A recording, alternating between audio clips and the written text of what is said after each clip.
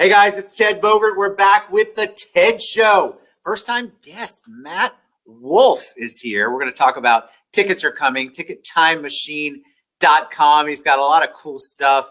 You got to look at that website. I mean, there's just so much cool stuff going on. We're going to learn about his journey. Welcome, Matt. How you doing?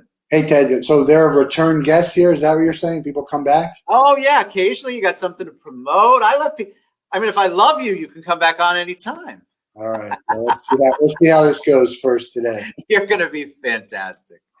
All right. So tell us about you, because my audience tries to do a little bit of research, but, we all want to wait and hear what the person has to say. So give us a little origin story on Matt Wolff. Yeah. I'm born in Marlboro, New Jersey, central New Jersey.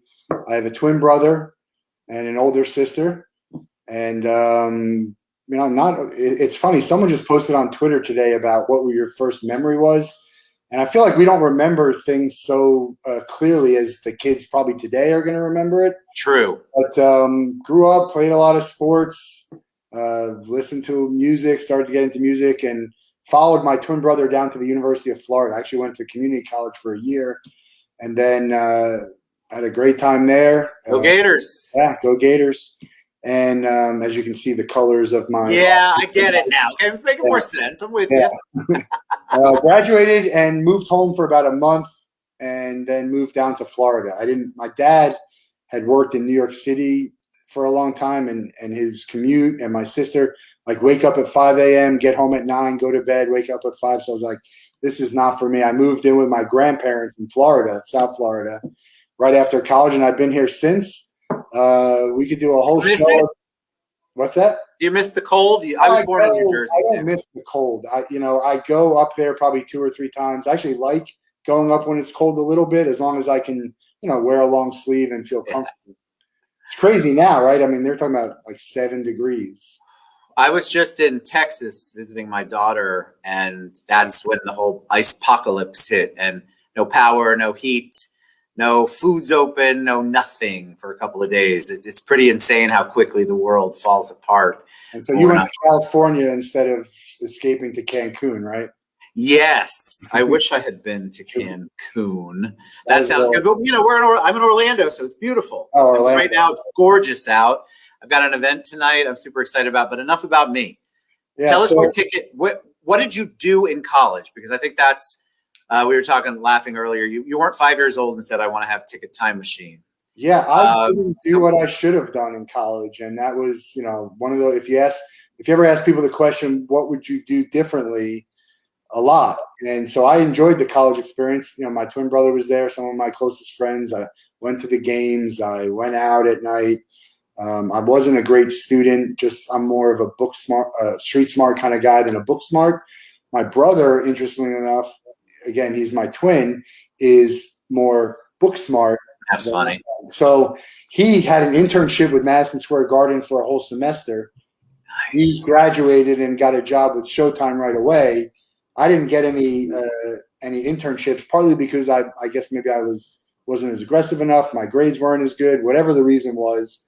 And I came down to Florida, and as you know, if you're not a doctor or lawyer, Florida is kind of a tough area to get in a job. Very hard. So it took me about almost 10 years to get myself to a job that I would be proud to put on my resume. That's a long time. That's a long time. What were you just trying to find your way? Did you have any kind of idea what you wanted to do, or you just had? I think a lot of people don't know at that age. That's why when people graduate at 22, I'm like, how do you know? Yeah. I always want sports and entertainment is always my thing. So I always thought I would get into that. And, with one of the things I was looking for, and I was looking for internships in the movie business.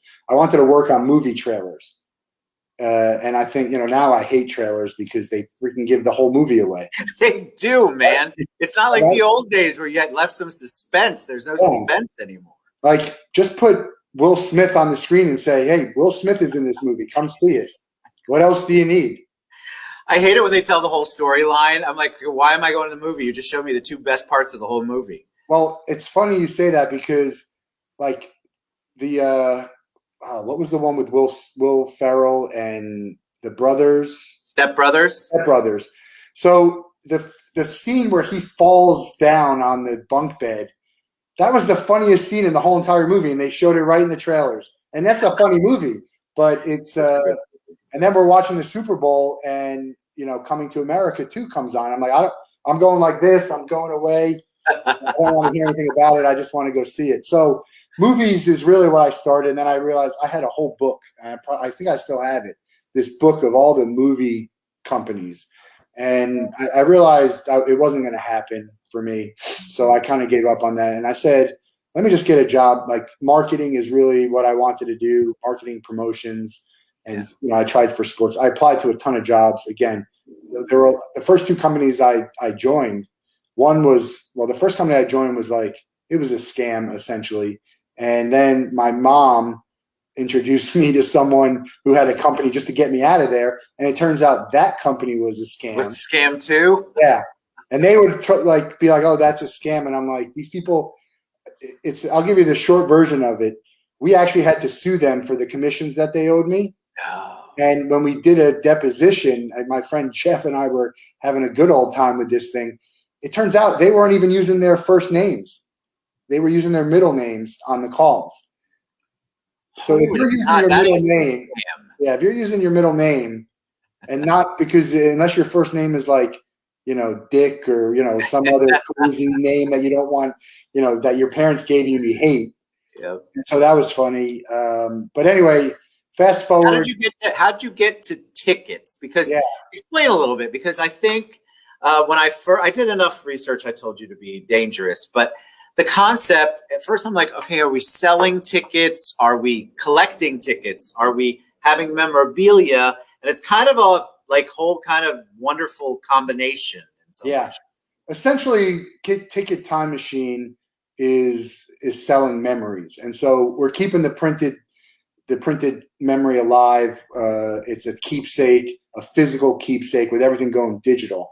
But it's a good question how I got into tickets, because I didn't have any idea that this was a thing. And so I was applying to jobs. I actually found the job on monster.com with a company called Worldwide Ticketcraft, and they were a ticket printing company.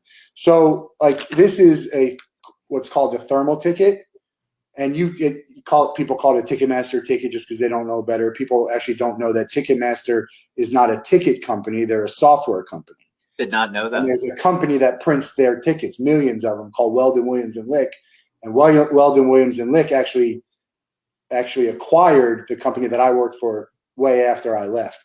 So I was doing ticket printing. So we're doing the shell for them to print over. So you get nice designs. And I was working with colleges and fairs and festivals, and it was fun. It was great. It was my first foray into sales, which I should have done 10 years earlier. I was very hesitant to do it. And my dad kept telling me, go into sales. I'm like, look, I'm kind of reserved and shy, and I hate being phony. And so I hesitated, but that was my first sales job. And I found out very quickly that I was good at it for a couple of reasons. One, I was very organized. And 2, I just told it how it was. I was, have conversations. It's pretty easy to gain trust and develop relationships if you're just, a good person. And listen, you obviously have listening skills. I think a lot of people they underestimate the value of being a good listener. Yeah. If people perceive you as a good listener, they tend to relate to you much faster and trust you quicker. Yeah. And then also I always go into something of what I call the soft sell. So I'm selling something that they're going to get anyway, right? I'm not selling my friend in college, his brother was selling those vacuum cleaners for those $3,000 vacuum cleaners. That's tough. They went around to the poor neighborhoods and convinced them, and they were great salespeople. So, I'm not selling anything that the people don't need already. Correct. And to me, that's a good thing to be in. And so I wouldn't want to do something because it's hard enough to make a call, if you want to call it a cold call, right? But if you have to say, look, I'm just trying to help you get whatever you're already going to get from someone else. So let's just talk about, why you're getting it from them and what we have to offer. And, just now you have my information. So if you have a 3-year contract, I'll connect with you in 3 years. And I put it in my thing and go. I mean, I've chased I'm at $2,000 deals for 3 years that netted me nothing. Yep. You know, I'm a customer guy. It's part of the process, right? Yeah. And so, I have a question for you. Yeah, go ahead. Oh, you froze on me, I think.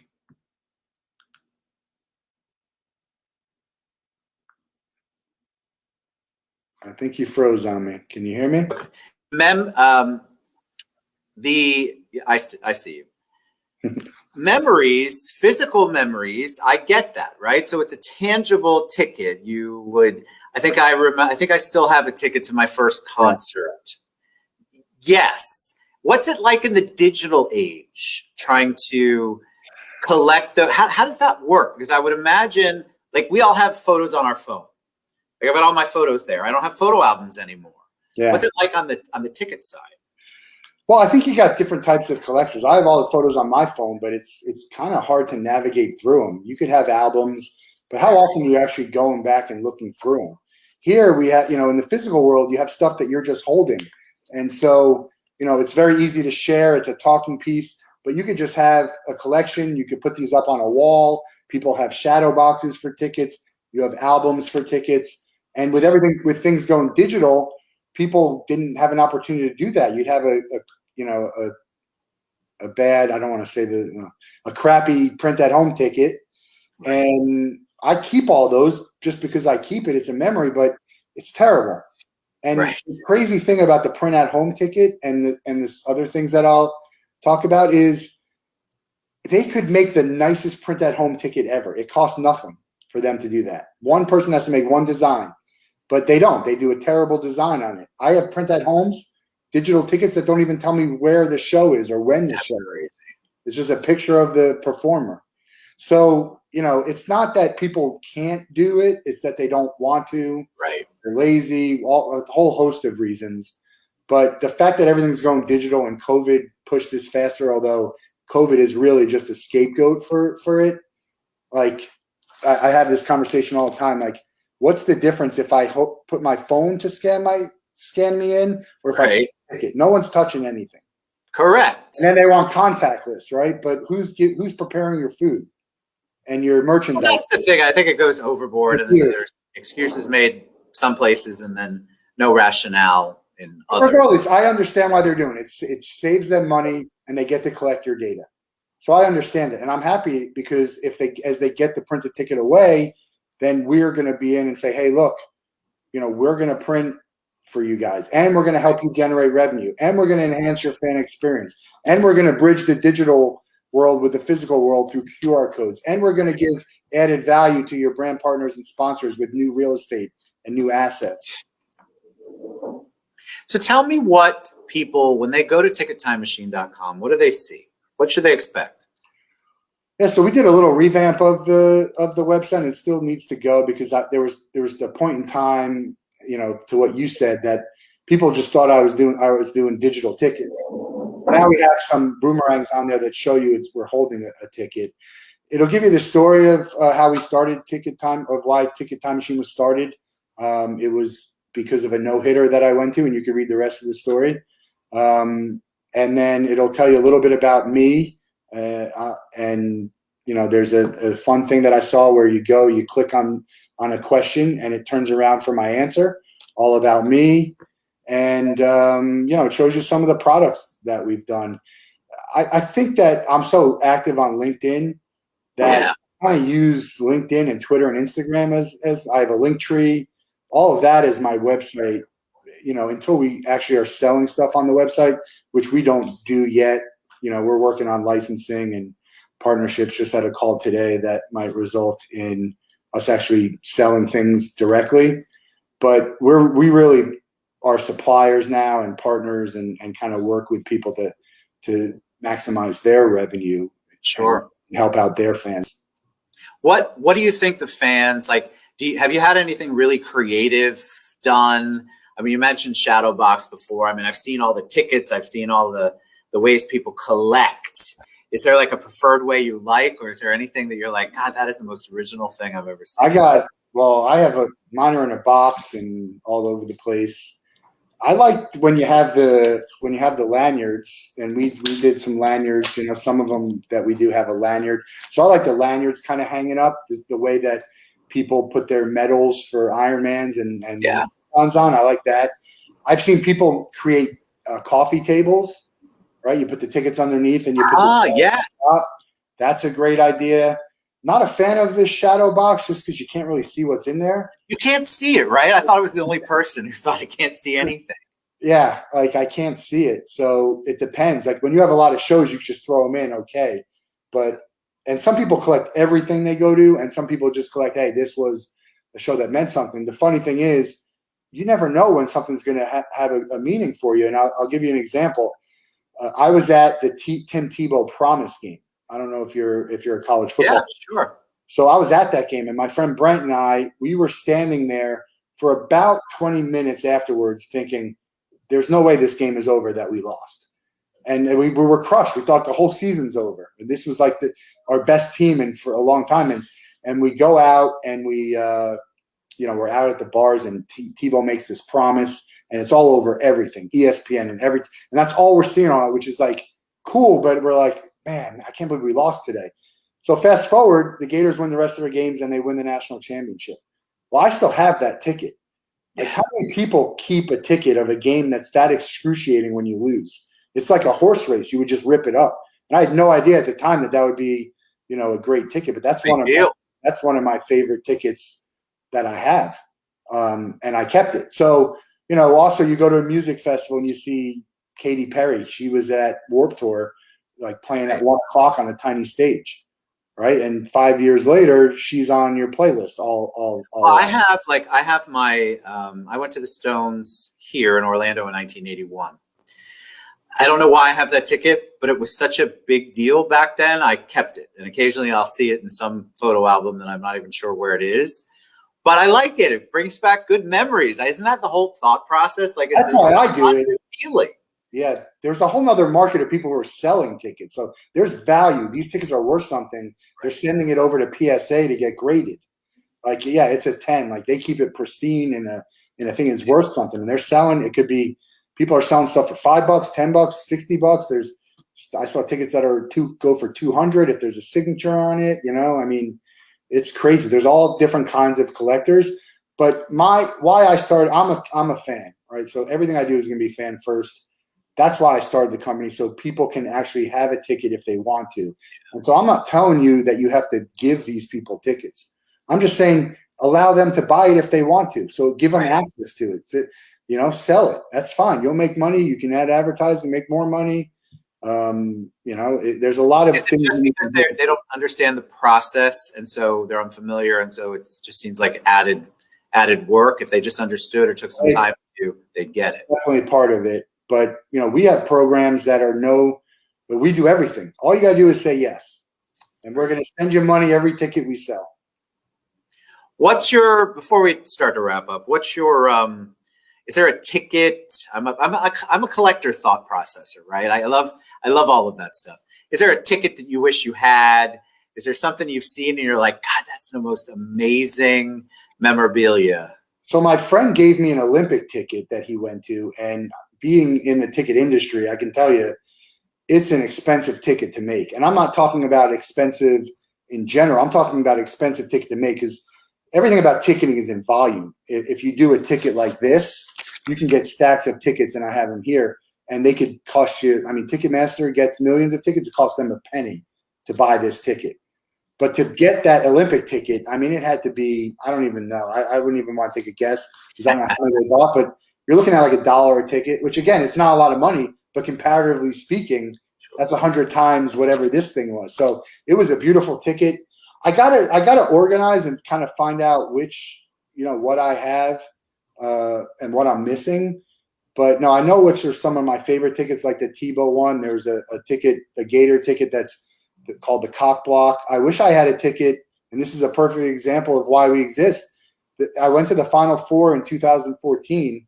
Terrible experience because the Gators lost the UConn, who was the eventual, and they had a free concert, Bruce Springsteen, and Fun. And and I'm ashamed to say this as someone who grew up in New Jersey, that was the first time I had seen Bruce Springsteen. Wow. And immediately, that was a top 5 show that I've ever been to. And I don't have anything to show for it. I would have loved to have a ticket that from the Final Four that said Bruce Springsteen, my Final Four ticket.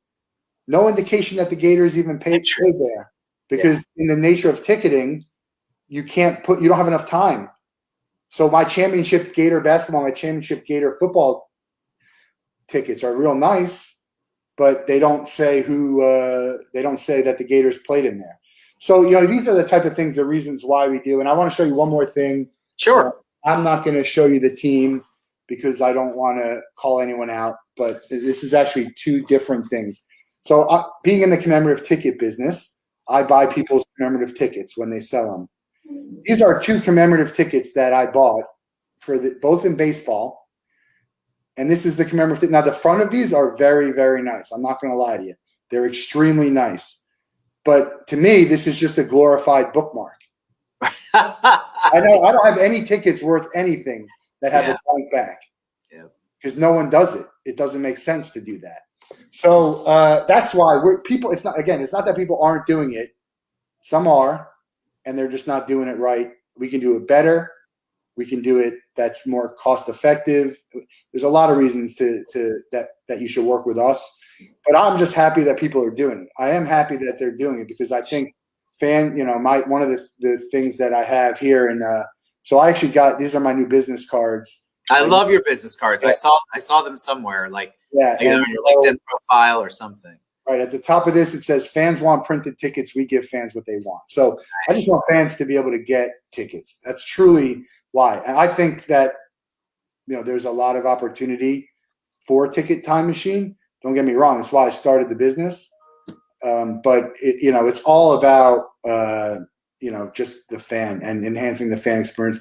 I don't think enough teams, leagues, artists do stuff like that. You see stuff here and there. It's like it seems to me like it's the minimal effort, right? Especially with like celebrities. But you're creating an opportunity for them to not have to think about it. You're making it easy for them to. All they gotta do is say yes. Just say yes, and we'll take care of everything else, and we'll give you money every time a ticket sells. All right, tell them how they reach you, my friend. Yeah, I'm about as accessible a person as you'll ever meet. I answer every single email, phone, text, message. LinkedIn is my #1 platform. Connect with me there. We're doing some great things on LinkedIn. I have Twitter, Ticket Time Machine, Instagram, Facebook. I actually have a TikTok, which I have like 2 videos there, but if you look at my first or second video on there, it's hilarious, but I don't use it. If you contact me on TikTok, I promise you that I'll reply to you on TikTok. And call my number. It's not hard to find my phone number. Right. So if you want to get but you can also reach Matt. I've tagged you and everything. You can reach out to me, reach out to him.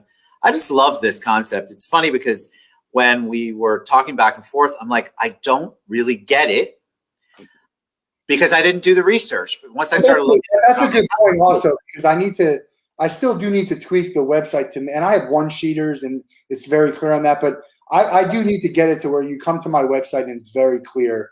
I thought it was, but you know what? It's good to hear that from the outside, to be like, look, just because you think it makes sense doesn't mean that it does to the other people who are living it, eating it, and breathing it. Yeah, so it's good feedback. I appreciate you having me here. I look forward to having you on. You're amazing, Matt. I would love – thank you. I'm looking forward to coming on your show, and I appreciate you guys. Go reach out to Matt. TicketTimeMachine.com. He's super easy to get a hold of, and I just love the concept of this. It's so different than anything I've had showcased on the show before, so I'm very excited for you, my friend. Yeah, great to talk to you, and I'll be on air again anytime you need me to talk about anything or fill it up or all that. Sounds good. All right, Matt Wolff. Guys, we'll be back tomorrow. Reach out to Matt Wolff, TicketTimeMachine.com. We'll see you guys soon.